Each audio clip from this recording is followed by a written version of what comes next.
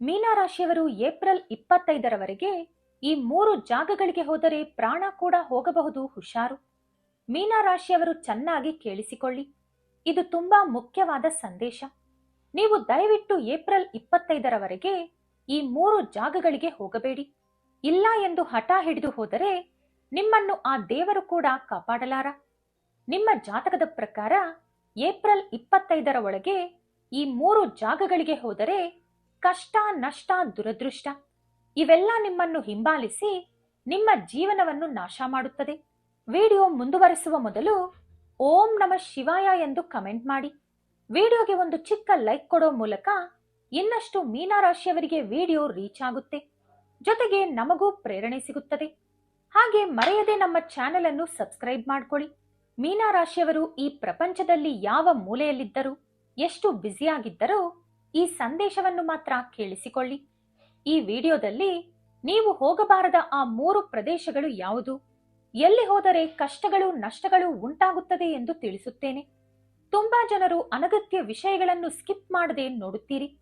ಆದರೆ ನಿಮ್ಮ ಜೀವನಕ್ಕೆ ಸಂಬಂಧಿಸಿದ ಇಂತಹ ವಿಷಯಗಳು ಮಾತ್ರ ನಿಮಗೆ ಬೋರ್ ಅಂತ ಸ್ಕಿಪ್ ಮಾಡ್ತೀರಿ.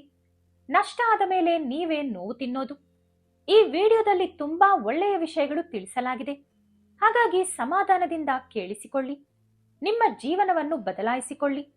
ಸ್ಥಿರತೆ, ಸೌಕರ್ಯ ಮತ್ತು ಭದ್ರತೆಗೆ ಹೆಚ್ಚು ಪ್ರಾಧಾನ್ಯತೆ ಕೊಡುವ ಮೀನರಾಶಿಯವರು ನಿಮ್ಮ ಲಕ್ಷಣಗಳಿಗೆ ವ್ಯತಿರೇಕವಾದ ನೆಗೆಟಿವ್ ಎನರ್ಜಿ ಇರುವ ಪ್ರದೇಶಗಳಿಗೆ ಹೋಗುವುದರಿಂದ ಮಾನಸಿಕ ಶಾಂತಿ, ಆರ್ಥಿಕ ಸ್ಥಿರತೆ ಪೂರ್ತಿಯಾಗಿ ಹಾಳಾಗುತ್ತದೆ. ಕುಟುಂಬದ ಜೊತೆ ನಿಮ್ಮ ಸಂಬಂಧಗಳು ಹಾಳಾಗುವ ಅವಕಾಶ ಕೂಡ ಇದೆ. ಈ ಮುಖ್ಯವಾದ ಎಚ್ಚರಿಕೆ ನಿಮ್ಮ ಭವಿಷ್ಯಕ್ಕೆ ಹಾಗೂ ನಿಮ್ಮ ಶ್ರೇಯಸ್ಸಿಗೆ ಉಪಯೋಗವಾಗುತ್ತದೆ.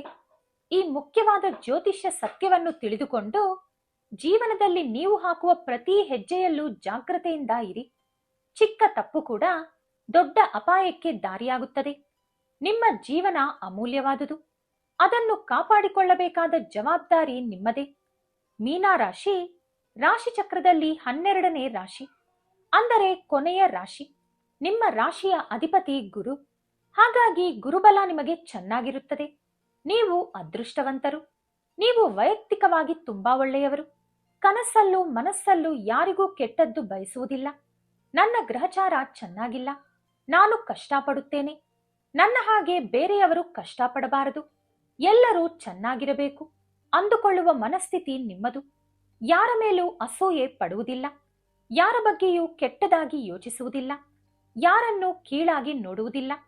ಇನ್ನು ಅಸಲಿ ವಿಷಯಕ್ಕೆ ಬಂದರೆ, ಜೀವನ ಪ್ರಯಾಣದಲ್ಲಿ ಪ್ರತಿ ವ್ಯಕ್ತಿಗೆ ಕೆಲವು ಪ್ರತ್ಯೇಕವಾದ ಲಕ್ಷಣಗಳು, ಸ್ವಭಾವಗಳು ಇರುತ್ತದೆ. ಮೀನರಾಶಿಯವರ ಸ್ವಭಾವ ಏನೆಂದರೆ, ನೀವು ಯಾವಾಗಲೂ ಗೌರವಪೂರ್ವಕವಾದ ಜೀವನ ನಡೆಸಬೇಕು, 4 ಜನರ ಹತ್ತಿರ ಒಳ್ಳೆ ಹೆಸರು ತೆಗೆದುಕೊಳ್ಳಬೇಕು ಎಂದು ಪರಿತಪಿಸುತ್ತೀರಿ. ಆದರೆ ಗ್ರಹಗತಿಗಳು ಮತ್ತು ಪ್ರಸ್ತುತ ಪರಿಸ್ಥಿತಿಗಳ ಪ್ರಭಾವದಿಂದ ನೀವು ಕೆಲವು ಪ್ರದೇಶಗಳಿಗೆ ಹೋದರೆ ನಿಮ್ಮ ಜೀವನಕ್ಕೆ ಅಪಾಯ ಉಂಟಾಗುತ್ತದೆ. ಇದರಲ್ಲಿ ಮೊದಲನೆಯದು, ಅತಿ ಮುಖ್ಯವಾದದ್ದು, ನಿಮಗೆ ಗೌರವ ಸಿಗದ ಜಾಗ. ಮನುಷ್ಯನಿಗೆ ಊಟ ಬಟ್ಟೆಗಿಂತ ಆತ್ಮಗೌರವ ತುಂಬಾ ಮುಖ್ಯ. ಎಲ್ಲಿ ಜನರು ನಿಮ್ಮನ್ನು ಗುರುತಿಸುವುದಿಲ್ಲವೋ, ಎಲ್ಲಿ ನಿಮ್ಮ ಮಾತಿಗೆ ಬೆಲೆ ಇರುವುದಿಲ್ಲವೋ ಅಂತ ಕಡೆ ಹೋದರೆ ನಿಮ್ಮನ್ನು ನೀವು ಕಡಿಮೆ ಮಾಡಿಕೊಂಡಂತೆ ಆಗುತ್ತದೆ. ಮೀನರಾಶಿಯವರು ಸಹಜವಾಗಿ ಸೂಕ್ಷ್ಮ ಮನಸ್ಥಿತಿಯವರು, ನಂಬಿಕಸ್ಥರು. ನೀವು ಬೇರೆಯವರಿಗೆ ಕೊಡುವ ಮರ್ಯಾದೆಯನ್ನು ತಿರುಗಿ ಅವರಿಂದ ಬಯಸುವುದು ತಪ್ಪಲ್ಲ. ಆದರೆ ಸಮಾಜದಲ್ಲಿ ಎಲ್ಲರೂ ನಿಮ್ಮಂತೆ ಯೋಚಿಸುವುದಿಲ್ಲ. ಕೆಲವರು ನಿಮ್ಮನ್ನು ಕಡಿಮೆ ಮಾಡಿ ಮಾತನಾಡುವುದು ಅಥವಾ ನಿಮ್ಮ ಅಭಿಪ್ರಾಯಗಳನ್ನು ಹೀಯಾಳಿಸುವ ಮೂಲಕ ಸಂತೋಷ ಪಡೆಯುತ್ತಾರೆ.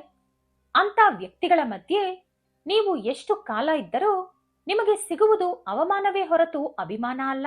ನಿಮ್ಮ ಬೆಲೆ ಗೊತ್ತಿರದ ಕಡೆ ನೀವು ಮಾಡುವ ಪ್ರತಿ ಕೆಲಸ ಅಥವಾ ನೀವು ತೋರಿಸುವ ಪ್ರೀತಿ ಕೇವಲ ವ್ಯರ್ಥ ಮಾತ್ರ. ನಿಮ್ಮ ಬಂಧುಗಳು ಅಥವಾ ಸ್ನೇಹಿತರು ಅಥವಾ ಪರಿಚಯಸ್ಥರಿಗೆ ನಿಮ್ಮನ್ನು ಅವರ ಅಗತ್ಯಗಳಿಗೆ ಬಳಸಿಕೊಂಡು ನಂತರ ಬಿಟ್ಟು ಬಿಡುವ ಮನಸ್ಥಿತಿ ಇದ್ದರೆ ಅವರಿಂದ ನೀವು ಆದಷ್ಟು ಬೇಗ ದೂರ ಇರುವುದು ಒಳ್ಳೆಯದು. ಅಂತ ಜನರು ಇರುವ ಪ್ರದೇಶಗಳಿಗೆ ಹೋದರೆ ನಿಮ್ಮ ಮಾನಸಿಕ ಪ್ರಶಾಂತತೆ ಹಾಳಾಗುತ್ತದೆ. ತುಂಬಾ ಕೊರಗುವ ಮೂಲಕ ನಿಮ್ಮ ಆರೋಗ್ಯ ಕೂಡ ಕೆಡುತ್ತದೆ.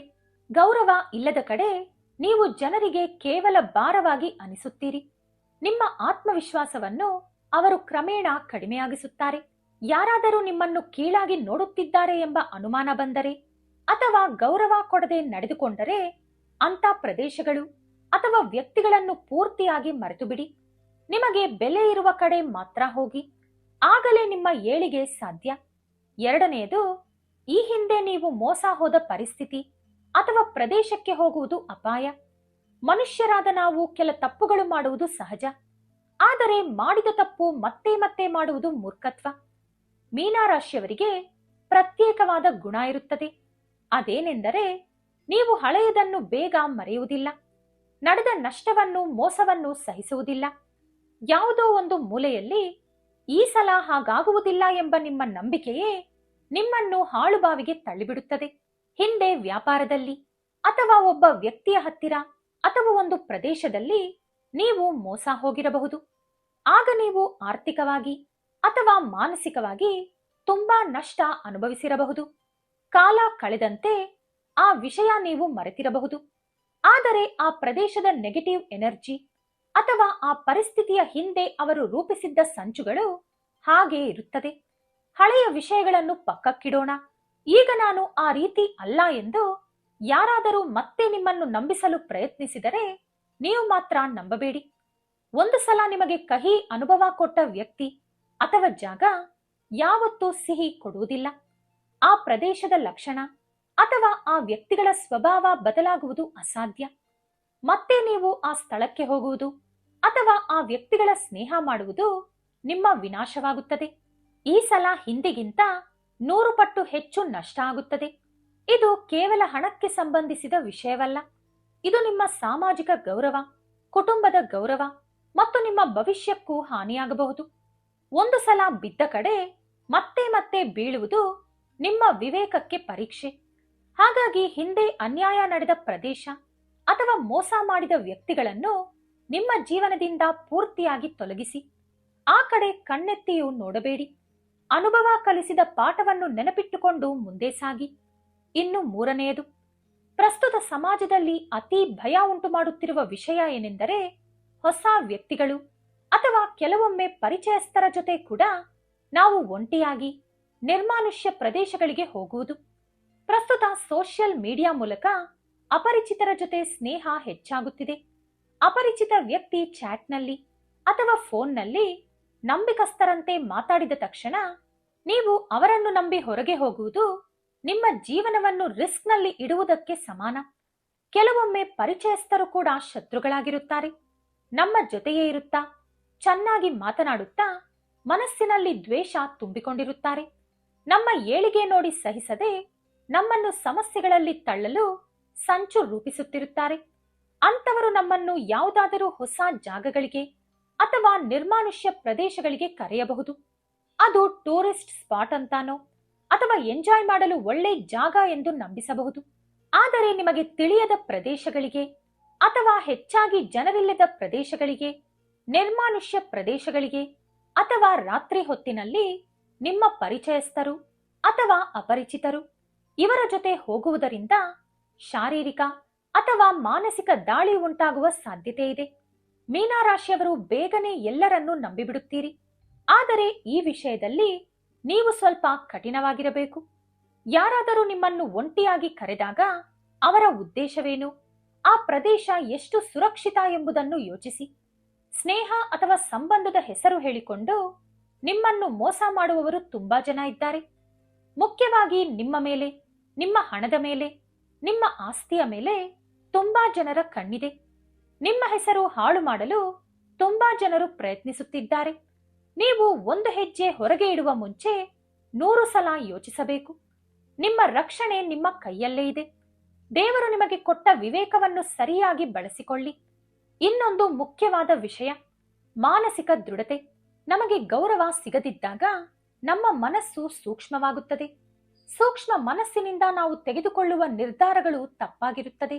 ಗೌರವ ಇಲ್ಲದ ಕಡೆ ಇರುವುದು ನಮ್ಮ ಸೃಜನಾತ್ಮಕತೆಯನ್ನು ಕೊಂದುಬಿಡುತ್ತದೆ. ಯಾವಾಗಲೂ ಬೇರೆಯವರ ವಿಮರ್ಶೆಗಳಿಗೆ ಗುರಿಯಾಗುತ್ತಿದ್ದರೆ ನಮ್ಮ ಮೇಲೆ ನಮಗೆ ನಂಬಿಕೆ ಹೊರಟು ಹೋಗುತ್ತದೆ. ಈ ಸ್ಥಿತಿಗೆ ತಲುಪಿದಾಗ ಮತ್ತೆ ಸಾಮಾನ್ಯ ಸ್ಥಿತಿಗೆ ಬರುವುದು ತುಂಬಾ ಕಷ್ಟ.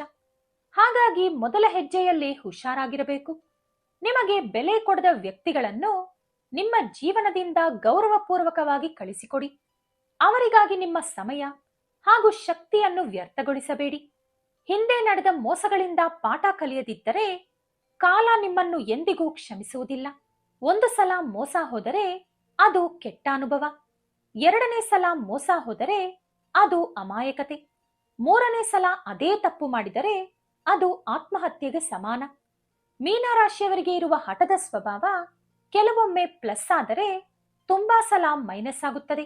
ನಾನು ಸಾಧಿಸಿ ತೋರಿಸುತ್ತೇನೆ ಎಂದು ಕೆಟ್ಟವರ ಸಹವಾಸ ಮಾಡುವುದಕ್ಕಿಂತ ಅದನ್ನು ಉತ್ತಮ ಜಾಗಗಳಲ್ಲಿ ಉಪಯೋಗಿಸಿದರೆ ಉನ್ನತ ಸ್ಥಾನಕ್ಕೆ ತಲುಪುತ್ತೀರಿ. ಇನ್ನು ಸಾಮಾಜಿಕ ಭದ್ರತೆಯ ವಿಷಯಕ್ಕೆ ಬಂದರೆ, ಇಂದಿನ ಸಮಾಜದಲ್ಲಿ ಮನುಷ್ಯರ ರೂಪದಲ್ಲಿ ಮೃಗಗಳು ಹೆಚ್ಚಾಗಿ ತಿರುಗುತ್ತಿವೆ. ಆತ್ಮೀಯರ ಮುಸುಗಿನಲ್ಲಿರುವ ಶತ್ರುಗಳನ್ನು ಗುರುತಿಸುವುದು ತುಂಬಾ ಕಷ್ಟ.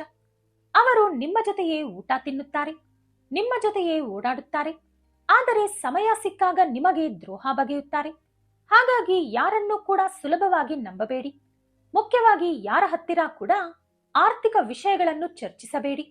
ಸುರಕ್ಷಿತ ಪ್ರದೇಶಗಳಲ್ಲಿ ಮಾತ್ರ ಸಂಚರಿಸಿ. ನಿಮ್ಮ ಕುಟುಂಬ ನಿಮ್ಮ ಮೇಲೆ ಅವಲಂಬಿಸಿದೆ. ನಿಮ್ಮ ಕ್ಷೇಮವೇ ಅವರ ಸಂತೋಷ. ಹಾಗಾಗಿ ನಿಮ್ಮ ಪ್ರಾಣಕ್ಕೆ ಅಥವಾ ಗೌರವಕ್ಕೆ ಹಾನಿಯಾಗುವ ಸಾಹಸಗಳು ಮಾಡಬೇಡಿ. ಜೀವನ ತುಂಬಾ ಅಮೂಲ್ಯವಾದುದು. ಅದನ್ನು ಹಾಳು ಮಾಡಿಕೊಳ್ಳಬೇಡಿ. ನೀವು ಹೋಗುವ ಕಡೆ ನಿಮ್ಮ ವ್ಯಕ್ತಿತ್ವ ಪ್ರತಿಬಿಂಬಿಸಬೇಕು. ಅಪರಿಚಿತರು ಅಥವಾ ಅತಿಯಾದ ಸ್ನೇಹ ತೋರಿಸುವವರ ಮೇಲೆ ಯಾವಾಗಲೂ ನಿಗಾ ಇರಲಿ. ಯಾರಿಗೋ ನೋವಾಗುತ್ತದೆ ಎಂದು ನೀವು ನೋವು ತಿನ್ನುವ ಬದಲು ಧೈರ್ಯವಾಗಿ ನೋ ಎಂದು ಹೇಳಲು ಕಲಿತುಕೊಳ್ಳಿ. ನಿಮಗೆ ನೀವೇ ಯಜಮಾನ. ನಿಮ್ಮ ನಿರ್ಧಾರಗಳೇ ನಿಮ್ಮ ಭವಿಷ್ಯವನ್ನು ನಿರ್ದೇಶಿಸುತ್ತದೆ. ಒಳ್ಳೆ ಸ್ನೇಹಿತರನ್ನು ಸಂಪಾದನೆ ಮಾಡಿ. ನಿಮ್ಮನ್ನು ಪ್ರೀತಿಸುವ ಕುಟುಂಬದ ಜೊತೆ ಸಮಯ ಕಳೆಯಿರಿ. ನಿಮಗೆ ಗೌರವ ಸಿಗುವ ಕಡೆ ಮಾತ್ರ ಹೋಗಿ. ಆಗಲೇ ಮೀನರಾಶಿಗೆ ಇರುವ ನಿಜವಾದ ಶಕ್ತಿ ಹೊರಬರುತ್ತದೆ. ಎಲ್ಲದಕ್ಕೂ ಭಯ ಪಡುವ ಅಗತ್ಯವಿಲ್ಲ. ಜಾಗ್ರತೆಯಿಂದ ಇದ್ದರೆ ಸಾಕು. ನಿಮ್ಮ ನಿರ್ಧಾರ ಹಾಗೂ ನಿಮ್ಮ ಜಾಗ್ರತೆ ನಿಮ್ಮ ಕುಟುಂಬವನ್ನು ಕಾಪಾಡುತ್ತದೆ. ಆವೇಶದಿಂದ ಅಥವಾ ಕೋರಿಕೆಯಿಂದ ತಪ್ಪು ನಿರ್ಧಾರ ತೆಗೆದುಕೊಳ್ಳಬೇಡಿ. ಯಾವುದೇ ವಿಷಯವನ್ನು ನಾವು ಆಳವಾಗಿ ಗಮನಿಸಿದಾಗ ಪ್ರತಿ ವಿಷಯದಲ್ಲೂ ಒಂದು ಎಚ್ಚರಿಕೆ ಕಾಣಿಸುತ್ತದೆ. ನಾವು ಪ್ರಶಾಂತವಾಗಿದ್ದಾಗ ಮಾತ್ರ ಆರ್ಥಿಕವಾಗಿ ಬೆಳೆಯಲು ಸಾಧ್ಯ. ಅವಮಾನ ನಡೆಯುವ ಕಡೆ ಏಕಾಗ್ರತೆ ಹಾಳಾಗುತ್ತದೆ. ಅದರಿಂದ ವೃತ್ತಿ ಅಥವಾ ವ್ಯಾಪಾರದಲ್ಲಿ ನಷ್ಟಗಳು ಉಂಟಾಗುತ್ತದೆ. ಆತ್ಮಗೌರವ ಕೇವಲ ಭಾವನೆಗಳಿಗೆ ಸಂಬಂಧಿಸಿದ ವಿಷಯವಲ್ಲ, ಅದು ನಮ್ಮ ಏಳಿಗೆಗೂ ಕೂಡ ಸಂಬಂಧಿಸಿದೆ. ನೀವು ಒಂದಾನೊಂದು ಕಾಲದಲ್ಲಿ ಮೋಸ ಹೋದ ಪ್ರದೇಶ ಅಥವಾ ವ್ಯಕ್ತಿಗಳು ವಿಷದ ಬಲೆಯಂತೆ.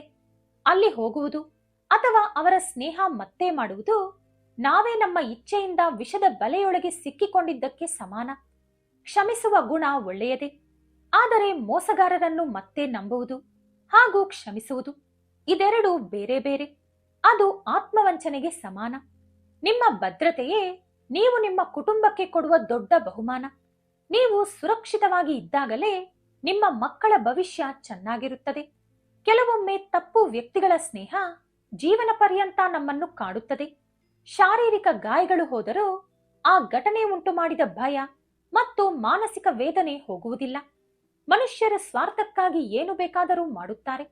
ನಿಮ್ಮ ಒಳ್ಳೆತನವನ್ನು ಬಲಹೀನತೆಯಾಗಿ ನೋಡುತ್ತಾರೆ.